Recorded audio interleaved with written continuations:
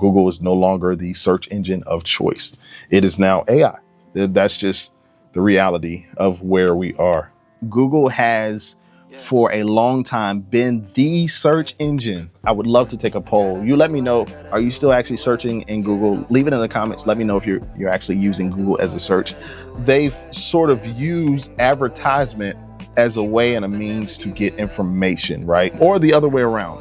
The way they get information is, person A goes to search whatever they're searching online. Google is taking inventory of those items, and then it's turning around and selling you or selling the advertisement to companies to advertise to that consumer. It looks like the government wants Google to possibly sell Chrome. From what I hear, Google can legally buy Chrome back after 2 or 3 years. There are some other things that are coming, that are really coming to the news as a result of this lawsuit. The news apparently says that Google has been paying Samsung millions and billions of dollars, literally, to use Gemini as their AI source.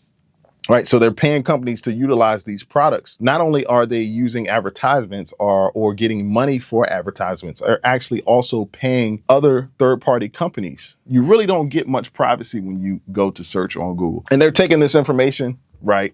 They're taking all the information that they've used over years. You gotta understand, Google has been around for 20 plus, 25, 30 years, however long, of acquiring information of searches that we've searched of year in, year out. And what are they doing with that? They're taking that search and they're actually putting it into a farm. Google has a partnership with NVIDIA. Of course, NVIDIA is a chip company, and they announced their partnership with NVIDIA that will bring a range of Gemini models. I believe Gemini is now in 2.5, which was just released earlier this year.